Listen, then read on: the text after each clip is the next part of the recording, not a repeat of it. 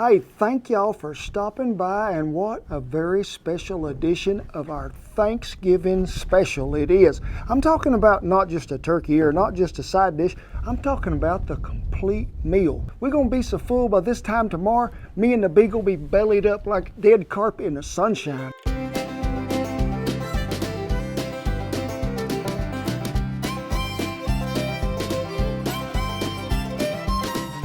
We're going to jazz it up a little today, and what are we going to start out with? We're going to smoke that turkey a while, then we're going to bring it over here and we're going to deep fry it. But there is a special injection that goes in there. We have to inoculate this turkey. I'm not going to tell you what it's with yet, and some of our favorite side dishes that'll grace our table. Let's talk about the star of the attraction on Turkey Day. What is it? It is the That's what I'm talking about, that gobbling bird, that thing that's going to sit on the table. Now to get the most, and look, I called up a loo instead of a turkey. So to get the turkey the tenderest that it can be, I think you really need to brine that turkey first. And you've seen me mix it up with really just water, kosher salt, some rosemary, some bay leaves, some thyme, some lemon squeezed in there. Mix it up in there with some allspice and stuff. Stir it up. You got to let this simmer first before you put that turkey in there. When you've got it simmered, you know everything is mixed well, bring it off there, let it cool a minute, then go to adding ice to it, because we don't want to put that turkey in anything that is hot. But don't forget, when you first start, and all them turkeys you buy now, unless you're raising your own, it's got this little red deal that's sticking right over here in this side of the breast. And what is it? It's a pop-o-matic. Folks, them things don't fare well in a deep fryer, I promise you. So make sure you take that thing out of there. Lay that bird down in there gingerly. Don't let him do no swan dive right out of your hand. It'll splash in your face, it will. Make sure that he is fully covered, and then what? We're going to set him in the ice box for at least 24 hours. Well, we got the turkey deep fryer, courtesy of my oldest son, Jace, and Lou says she's thirsty. She's going to have a drink. Would you get out of that? That is turkey water. And you're thinking to yourself, why do we need turkey water? Well, every year about Thanksgiving time, you hear on the news, what are they talking about? House burnt down, garage burnt down. Folks, you got to figure how much grease you need in there before you just pour it in there. What we're going to do right now is go ahead in here and see if we can fish this bird out. Drain that water out of him. You can see some of them good herbs is still on there.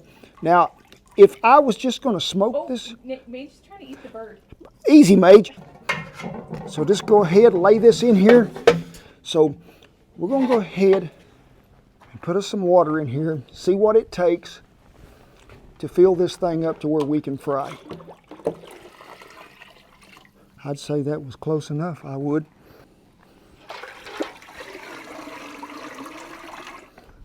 Bird is out. Here come the pencil. We got a little shaking going on there, but we're just going to sort of guess right along in here. That is oil level. So let me pour this out. We got to dry this out because hot oil and any kind of water don't mix at all. Now, when you're frying a turkey, I really recommend peanut oil. Well, the hasty bake is going. It's about half full in the firebox of Fogo hardwood lump, which is oak. We're going to try to run a temperature of about 225 to 250. Make sure your bird is really good and dry. I don't know why somebody ain't done this already. And if they have, all I can tell them is thank you, because I never seen it before. So we have two items here that I think we really need. One is bacon grease, and the other one is melted butter. I think I'm going to mix the butter with the bacon. Smell that, Duker? Don't that smell good? I don't know why somebody hadn't already made a butter bacon ice cream, Shannon. And when you're running this in there, just stick it. See the hole right here in the needle? That's the first one. There's the second one. So you got to get it deep enough in there that they're both there. Give it a little squirt, move it around in there a little, give it another, turn it to another angle, give him another, pull that out, put a Band-Aid on it, okay? Go back here, do the same thing. Get them drumsticks. See if we can't give them wings just a little, because I do like to gnaw on a turkey wing. Now, we couldn't be doing this if we was going straight to the deep fryer, but since we're going straight in the smoker, go ahead and get the rest of that bucket bacon and butter and just layer in there. Go ahead and rub that around there to where everything's sort of paying attention. And then let's season it well. So we're just going to sprinkle it on there fairly well and even all the way around. Get a hold of the slimy turkey now. Hold him up here. Gently lay him over so we try not to lose too much of that cinnamon seasoning on the front side. All right, folks, it is time to open up the hasty bake. All the coals are in this end. Come on there, Herman. Let's go over here. You see he's got a little sizzle to him. Tuck him wings in there best you can. Shut the lid. We're going to add some apple wood to that and be good to go.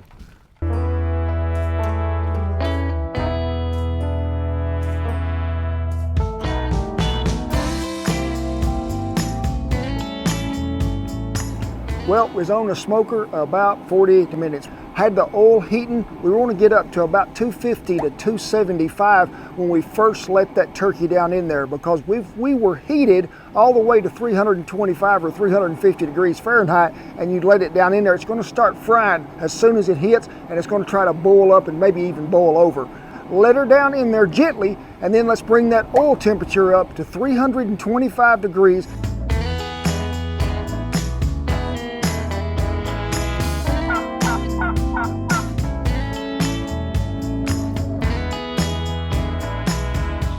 Moved that there deep fryer in the barn because it got so loud I couldn't even hear what I was doing.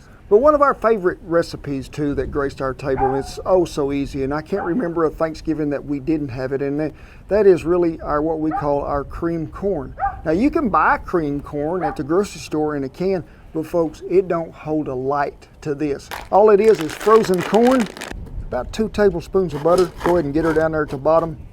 And to that, cream. Yes, you heard me. If you're going to have cream corn, you got to have cream.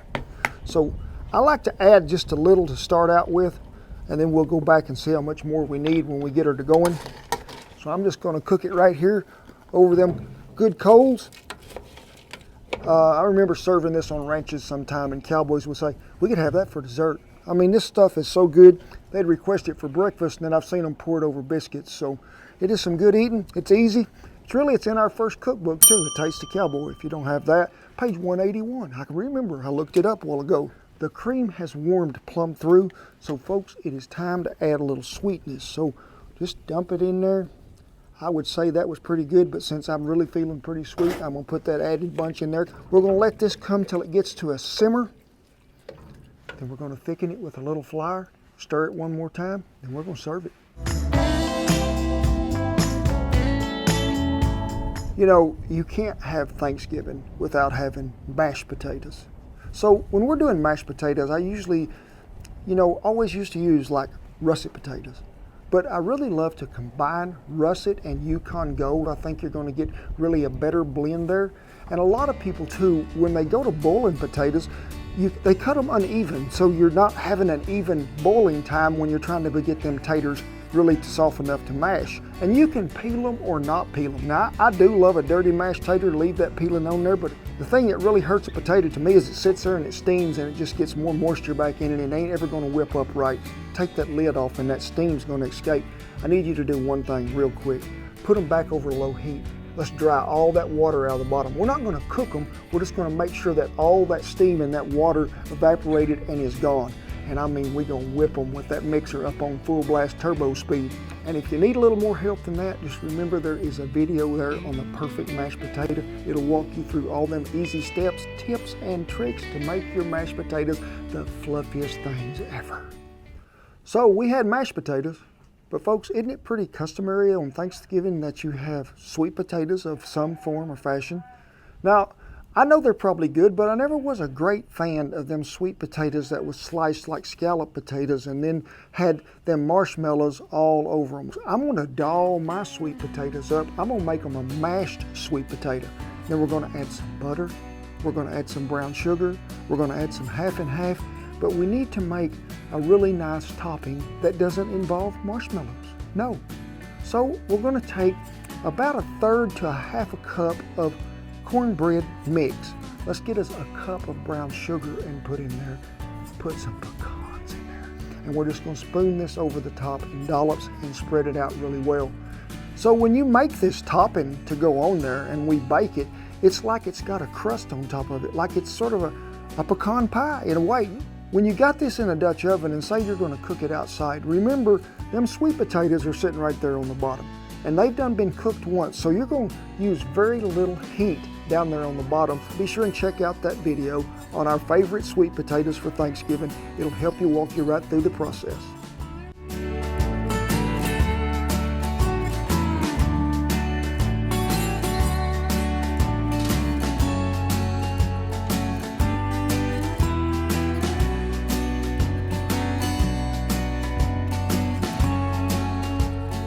Well, when you get her out of there, folks, full it so we can get that temperature to go ahead and rise, because we was about 165 there and I want it to rise up to 170. And you probably thinking to yourself, that's a little dark. It is a little dark on the legs and stuff. The mistake was, had some company pull up about the time I'd put that on the smoker, got to visiting. You probably want to go, instead of me telling you 45 minutes, let's cut that smoke time down a little. Let's run about 25 minutes max, and that's about 240 degrees on that smoker. And then when we're able to deep fry, I don't think you're going to get this darker color, but you're probably going in there and frying for, I'd say, about 2.5 minutes a pound. So 24 to 28 minutes along in there. Just make sure that you got that good temperature probe and you pull him up out of there and you check him everywhere just to make sure that you get into that 165. Folks, I'm just going to tell you right now, if I had to sit down at that Thanksgiving table and everything was empty and I'm thinking I can only pick 2 dishes to have at Thanksgiving. Well, number 1 would be Mama's cool cranberry salad, and number 2 would be the sweet potatoes with the little pecan crust on top. So remember, when you get them cranberries and you get them all chopped up, whether you use a food processor or you use one of them slap choppers, whatever you do, put them in that bowl, put the sugar with them, and let them set at least 12 hours. Now, to get this cream to even set up faster and whip, take this bowl when it is empty and put it in the freezer. Let it chill for about an hour. Then when you go to make that whipped cream, it's going to set up oh so quick. Just dump them in there. And ooh, I can already tell you, we're going to stop and eat this here in just a second. A cup of chopped pecans. So bear with me for just a minute while I take this and drain these pineapples, because you want to make sure they drain, get the crust. So I'm going to pour half of them in there. I'd say, whoa, that's 3/4, but I guarantee you it'll be all right.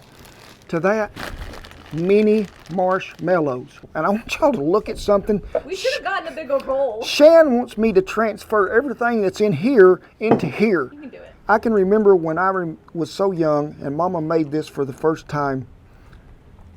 I told her, I said, is that dessert, Mama? She said, you've got to have this with the turkey. Because traditionally you had cranberry with turkey. Now, how many of you remember the cranberry that come in here and it was a jail? You dumped it out and you sliced it off. To us, that was cranberry goodness, about as high on the hog as you could get. And when my mother started making this, I knew she was the best cook ever. And something that I always sample first, and I always eat at least 3 to 4 helpings. Whew. We have made it to dessert. Let's give everybody a round of applause for sitting around the table and feeling like they have eaten more than they should have eaten in their entire life, but they're saving room for dessert. Don't quit now. Don't quit now. The most classic dessert of all, served at Thanksgiving for all time and generations. Raise your hand. Let's give a shout out. Pumpkin pie. And get you 100% pure pumpkin. Libby's. From Libby. And is it pumpkin, Shan, or pumpkin? There's an M in there. There is an M, sort of like in salmon, right? No. Huh? No? It's silent? Yes. But I've had a lot of emails already, folks. People are going to make, too, our salted caramel apple pie for dessert. And we'll have you a link down there to where you can find that. It is a great pie in its own self. You can't get it out. Oh, What? you're going to need a spoon. What? That is pretty clean Oh, right is there. it? Oh my gosh, yes. I went to the hen house, I did, and I told the girls, I said, I need 2 large eggs. Nobody was in the mood, so they were making mediums today, or even sometimes small. So when they do that to me, I just use 3. So let's get this mixed up really well right here together, evaporated milk. Folks, I use more of this on ranches than probably anywhere in the world because it was something that I could keep forever. Now, I don't want you to dump it in there, just dump it. I want you to just pour it in there gradually and go slowly. A cup and about 3/4 of sugar. That's what I'd call pretty close. A pinch of salt, which is about a teaspoonful. Now to that we're going to add some what? Cinnamon. Be careful if the wind's blowing because you don't know everywhere it's going to go. Some ground nutmeg, ground ginger, ground cloves. Oh, I smell it. Yeah, don't it smell good? It does. I mean, it smells like pumpkin pie. It does. It's pretty good.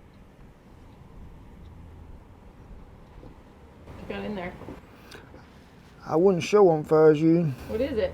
but it looks like fly. See him right there? No, that's just the cinnamon or the nutmeg or cinnamon that's congealed. Now the pie dough that we use is the same thing we used it for our salted caramel apple pie. Now this does make 2 crusts. You can see that's probably a little thicker than what them store-bought pie crusts are. That's sort of the way I want them. I could cook this pie directly in that Dutch oven, but it's so hard to slice them and get them out of there, and we need that pie to be able to cool about 2 to 3 hours before we even serve it. This would be a good time to tell you that we already got some hardwood lump Fogo charcoal in there that is cooked down in the hasty bake that we can use to bake this in. Is it all gonna fit? It's gonna be oh so close. Ooh, Because, that looks good. Yeah, you'll make it. well, we added a special touch to it. We did right there at the last. What was it? We drizzled on some maple syrup. So let me get the lid off there.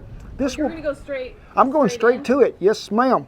It will be a miracle if I can get it there Whoa. without spilling the pumpkin pie. The pie in there and No. pour Okay. the pumpkin. Okay, tip.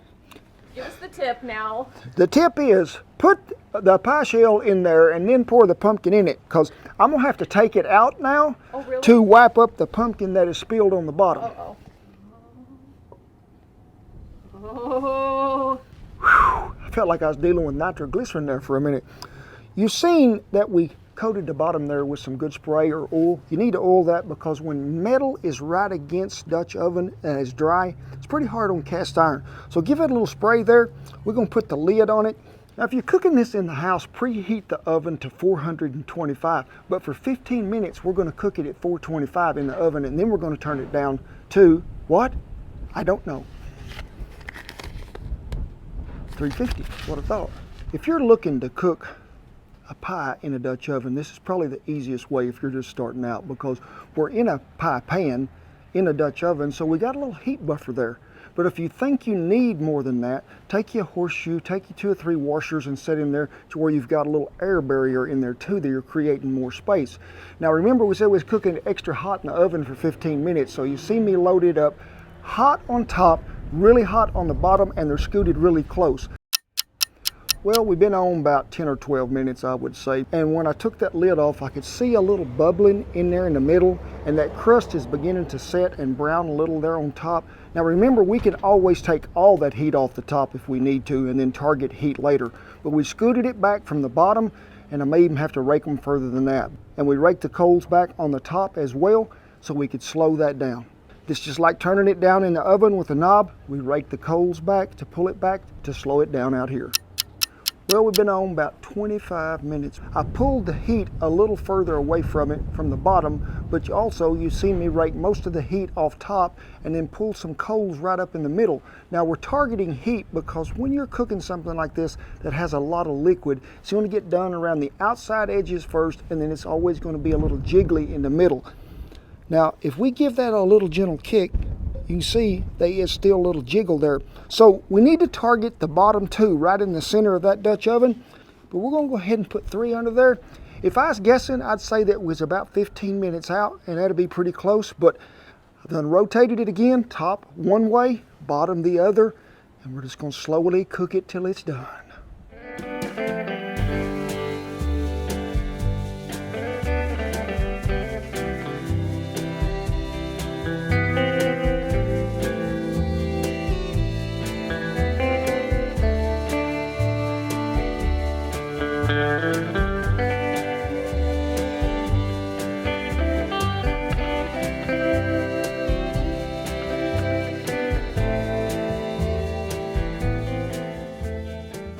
Now folks, there are some things that we can do the night before, and that is the pumpkin pie, because it's going to need to cool, and then I really prefer my pumpkin pie chilled. So let's put them cranberries on, let's get that to going, then we're going to pull them out the next day about noon, mix all that up, stick it back in the fridge, and let her set. We can make that dressing the night before, make it all in there, put it in that casserole dish, don't cook it, just slip it in that ice box and refrigerate it.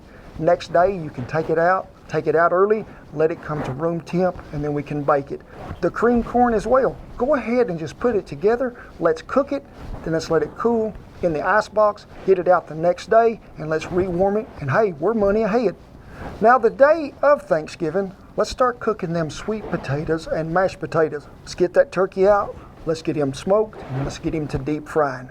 Let's go ahead and put that green bean casserole together. Let's go ahead and make them rolls. Any kind of bread that you're making, but I really like to do our jalapeno cheddar biscuits, and we can let them rise, and then we can put them in there right where they come off at mealtime. But let's get as much as we can outside. That way we're freeing up that oven. We're creating a faster time for you to get there, and if you're living in a warmer climate, we ain't even heating the house up.